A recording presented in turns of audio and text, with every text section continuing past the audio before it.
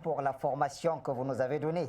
Alors, revenons donc parler de ces petits taureaux que vous avez cités sur le plateau. Président Bandakani, j'aimerais bien dire un grand taureau. Président Bandakani, on a écouté Sani Yalo et on a surtout écouté François Bikoro qui a décrypté, selon ses analyses, le message qui venait de Sani Yalo dans le cadre de cette affaire, tentative de coup d'État contre le président Obiangema Mbazo.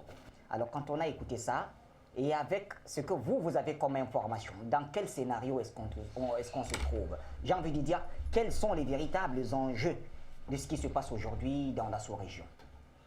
J'y arriverai, Bachir, j'introduirai à ma manière. Oui.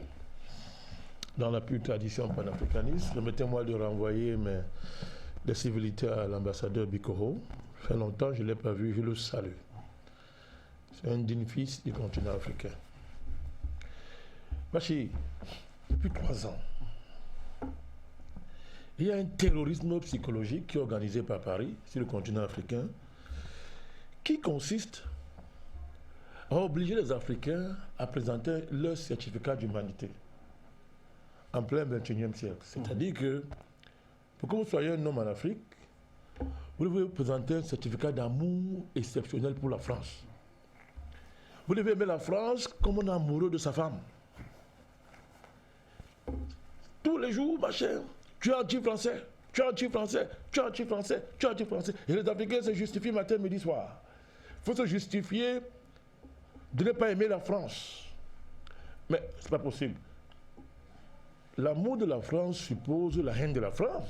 Si les gens aiment la France, d'autres ont le droit de ne pas aimer la France. C'est quoi cette affaire? Il faut se justifier matin, midi, soir devant la France. C'est quoi la France? C'est qu'on appelle ça. De Gaulle se justifiait d'amour pour Hitler. Et on terrorise les gens matin, midi, soir. Et chaque homme politique, les intellectuels, tout le monde, non, doit d'abord justifier son amour pour la France. Il faut arrêter ça. Il faut arrêter ça. La France ne mérite ni autant d'honneur, ni même autant de déshonneur. On n'a rien à justifier devant la France. Au contraire, c'est notre ennemi historique. Comme De Gaulle avait compris que l'Allemagne hitlérienne était l'ennemi de la France. Et il allait à Londres, en Angleterre, lancer la résistance. Alors, c'est qu'on a fait ça. Nous avons le droit d'être en guerre contre la France. C'est notre droit. Parce que la France pille l'Afrique, détruit l'Afrique. Et comme il va nous demander d'aimer notre bourreau, mais c'est qu'on a fait ça. Et nous avons dit que ce combat que nous menons était la meilleure chose qui puisse arriver à la France. Parce qu'on va la guérir de cette maladie historique qui est en train de la ronger comme un cancer et qui va la détruire. Si elle ne revoit pas, j'espère, si elle en est capable, si elle ne renouvelle pas son intelligence contemporaine sur le continent africain en général et sur les nouvelles générations africaines. Il faut arrêter ça. On n'a rien à justifier devant la France. Rien. Nous avons le droit de combattre la France, de combattre son impérialisme, son néocolonialisme, sa violence et sa criminalité géopolitique. En tout cas, moi, je la combattrai toute ma vie. Alors, je m'en fous. Si la France pense que je ne l'aime pas, je m'en fous. Voilà. Alors, dans cette tradition historique, Bachir, la France a toujours puni le patriotisme. Puni le patriotisme, dis-vous. Je parle français. Oui. On peut parler français et combattre l'impérialisme français. On nous a imposé le français, on parle. Il n'y a pas de débat dessus. Même comme tu disais que c'est un rapport d'utilité. On parle mieux d'ailleurs. Voilà. Et puis il fallait qu'on parle même mieux que beaucoup de Français. Donc, la France assassine les patriotes. C'est la tradition française depuis les Mérovingiens jusqu'à Napoléon Bonaparte. De Gaulle avait Focard à moderniser cela. Ça s'appelle la France-Afrique. Aujourd'hui, à défaut de tuer le plus souvent, on t'humilie, on te liquide, on détruit ta vie. Gbagbo, le président Gbagbo, le ministre Blé-Goudé. Mais on continue à tuer, à massacrer même ta famille, Kadhafi et ses enfants. C'est minable de Sarkozy, c'est criminel qui est en liberté. C'est ce qu'il a fait. Donc c'est une tradition de tuer les patriotes. Et vous comprenez que notre ami Sani Yalo, mais c'est le problème qu'il a. Il n'a pas de problème. Le crime de M. Sani Yalo, c'est d'aimer son pays, point. Et l'enjeu, comme vous l'avez dit, c'est tout faire pour que le président Touadéra ne remplisse pas un deuxième mandat. Ah. Il faut commencer à couper les têtes des hommes forts de son entourage. C'est une... Il ne faut pas réfléchir, ce n'est pas la philosophie à faire. Le président Touadéra n'était pas celui que la France voulait. Nous l'avons démontré ici des années, on ne va pas revenir dessus. Oui. Leur pion, c'était Dologuélé. Je l'ai dit, moi, je ne prends pas les gants. Depuis longtemps, j'ai dit que Dologuélé, ce n'est pas un homme politique. C'est un mercenaire du groupe Bolloré et de la France. C'est moi, je mâche mes mots pour le dire. Et j'ai les preuves de ce que j'ai dit. Si quelqu'un veut démentir, il vient, on discute, on débat. Je l'ai dit depuis, maintenant les faits le démontrent. Donc, Touadéra est arrivé comme ça. Et depuis, il a imposé une vraie diversification géopolitique en Centrafrique. Ce qui est inacceptable pour la France. Qui a détruit la Centrafrique depuis bientôt 100 ans. Tuant les patriotes centrafricains. C'est ça qui est l'histoire. Alors si on me dit que dit ça, c'est haïr la France, on s'en fout, ce Bachir. On se fiche pas mal de ce que pensent les Français par rapport à ça. Alors, M. de Gaulle, quand il s'est levé pour son pays, n'est pas allé voir Hitler pour dire pardon, est-ce que je peux défendre la France? Ça s'appelle le patriotisme. Alors, si vous ne voulez pas qu'on le sache, il n'avait pas venu nous apprendre l'histoire de la France dans nos écoles primaires. Donc, M. Sani Diallo, c'est cela. Bachir, c'est clair. Je vais vous donner quelques éléments. On vous écoute. Ce monsieur Sani Diallo est celui qui a déjoué le projet de trucage des élections, dernière élection. Comment ça s'explique? Je voudrais bien vous comprendre. Mais je donne un exemple pour vous comprendre. Vous vous rappelez les élections au Gabon, non? Oui. On avait attrapé un proche collaborateur du plus grand économiste interplanétaire du monde africain, le grand économiste du monde, qu'il y avait eu, le président Ouattara. On a attrapé son collaborateur qui allait truquer les élections au Gabon. On l'a pris même dans le sac. Alors on a fait semblant de le virer, mais on l'a encore bien élevé dans l'entourage du président Ouattara.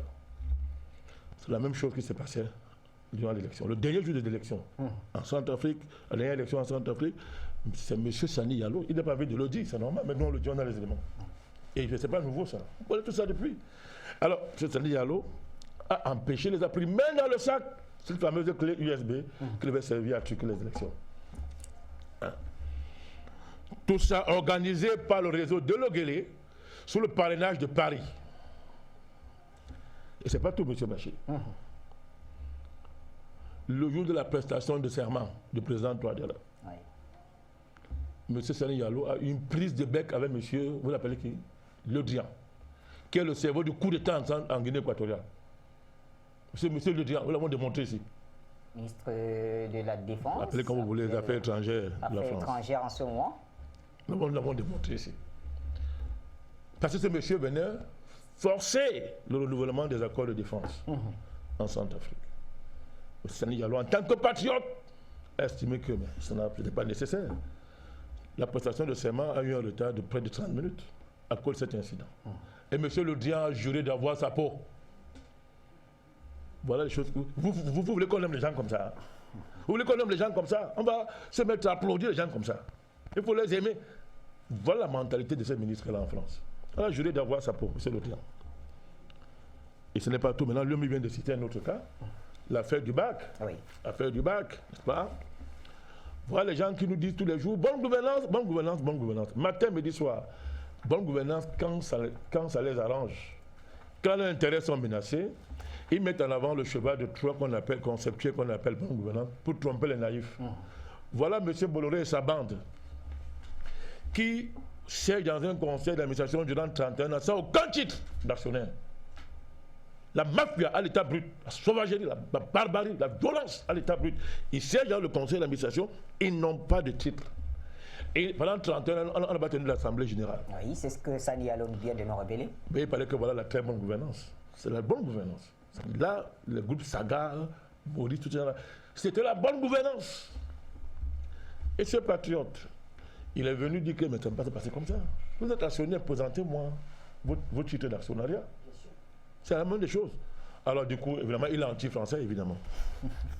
Dès que tu fais ça, tu es anti-français. Et on nous demande d'aimer les choses comme ça. On dit, quand tu dénonces ça, tu es anti-français. On va le faire comment?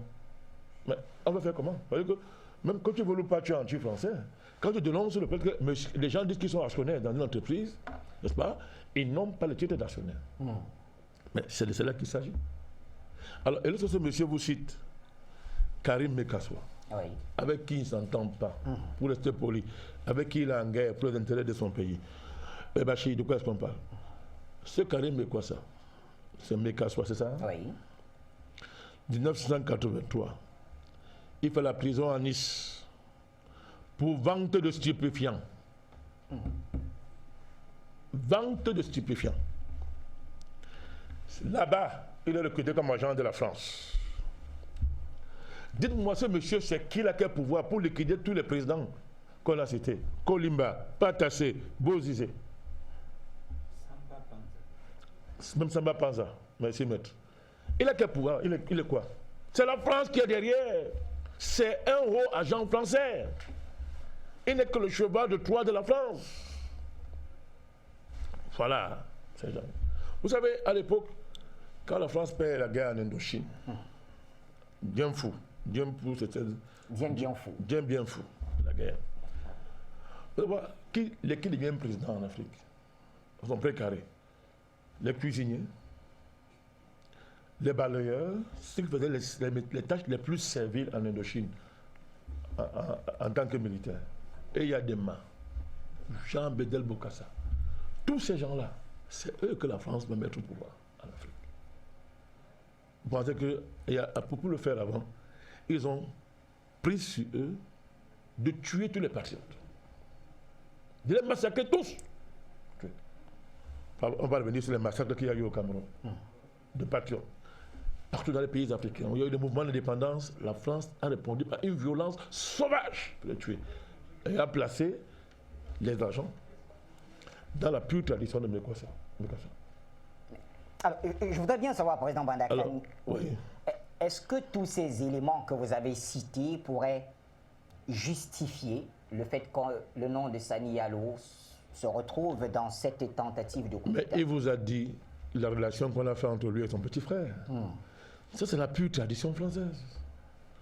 Il vous a dit le parcours de son petit frère, qui est un bonhomme qui a bientôt plus de 40 ans. Oui, Ahmed Diallo d'Arras, qui a bientôt plus de 40 ans, qui est dans la quarantaine. Son parcours, il a été formé au Tchad. Et après, il a choisi sa voie de mercenariat. Il a choisi sa voie. Et son pays, c'était où? C'était Paris. Lorsque un monsieur comme le Diane juge d'avoir votre peau, quand vous avez contre vous des groupes comme Saga et tout ça, le groupe Bolloré, dont on connaît les méthodes et la violence dans les pratiques, c'est très facile d'avoir votre peau en 2 secondes. On vous colle une affaire qui n'a pas de sens. Lorsque votre frère est dedans, on a rapidement fait le lien pour l'incriminer à partir de la présence de son petit frère dans l'affaire. Mais c'est pas possible. Mais il a expliqué. Il a expliqué. Depuis que si votre petit frère est engagé dans une affaire, alors il y a longtemps qu'il est majeur, ça veut dire que vous êtes concerné par cela. Mais c'est de cela qu'il s'agit. Parce qu'on veut lui faire sa peau, Bachir. Le réseau de Dologuélé, d'Mekassoua, vous voyez très bien, c'est quelqu'un qui gère des milices depuis en Centrafrique. Vous voulez me faire croire qu'on peut gérer des milices en Centrafrique et la France n'est pas au courant? Sans le parrainage de la France, c'est possible ça? Vous voulez qu'on revienne sur les miliciens qui nous ont dit ici il y a 1 ou 2 ans que c'est Paris qui les soutient, qui a accusé Paris en direct? Vous voulez qu'on revienne dessus? Donc, vous faites le lien entre Karim Mekassoua et la guerre qu'il a déclarée au président Touadéra. Vous faites le lien entre Mekassoua avec M. Le Drian et le coup d'État qu'il y a eu en Guinée. Vous avez tout compris. Les choses sont claires. Donc vraiment, nous pensons que nous devons nous apporter notre soutien à la Centrafrique, au président Touadéra. Et évidemment à M. Sani Yalo, qui, n'est-ce pas, n'est que victime de la cruauté, n'est-ce pas? Il dit avoir beaucoup de respect pour le président Obiang. Beaucoup. C'est sans commentaire. Ce n'est pas à nous qu'on va demander de parler du président Obiang. Non, c'est bien que d'autres personnes parlent du président Obiang. On a fait ça depuis 10 ans. On a démontré que c'est un patriote, un grand Africain. Donc, pour dire que il est victime de la cruauté, n'est-ce pas, de la géopolitique française en RCA. J'allais oublier autre chose, simplement. Vous savez, on lui prête, on l'accuse d'être un pion du lobby russe en Centrafrique. Donc, ça dit que vraiment, il est un élément majeur de la nouvelle offensive russe en RCA. Mais c'est pas possible. Bachir, on est dans quel monde? On est dans quel monde? La France n'a-t-elle pas de relation avec Moscou? Elle l'a, bien sûr. Mais pourquoi chez un Africain, les relations avec Moscou, c'est un crime? Il est du coup, non mais vous riez, mais il est du coup anti-français. Mais c'est quelle affaire ça? Mais on ne peut pas vivre comme ça. Mais ça, c'est du nazisme, ça. Mais c'est même pire que du nazisme. Mais est-ce qu'un Africain, un Camerounais n'a pas le droit d'avoir des relations partout dans le monde? Il n'a pas ce droit-là? Au nom de quoi ce monsieur va payer parce qu'il défend son pays? Au nom de quoi? La France a ses pions, les Caraïbes, quoi ça, les Délégolés, bref, toute la camaraderie qui dort là-bas à Paris et qui compte aussi Paris pour venir pour pouvoir en SCA. Ça, c'est pas un crime. Mais si un Centrafricain, alors je ne sais pas si c'est le pion des Russes, hein, je dis, mais il n'y a aucune honte à ça. Si un Centrafricain pense que la Russie peut aider son pays et qu'il l'aide et qu'il joue un rôle à ce niveau-là, mais bon ça, en quoi c'est un crime? D'accord.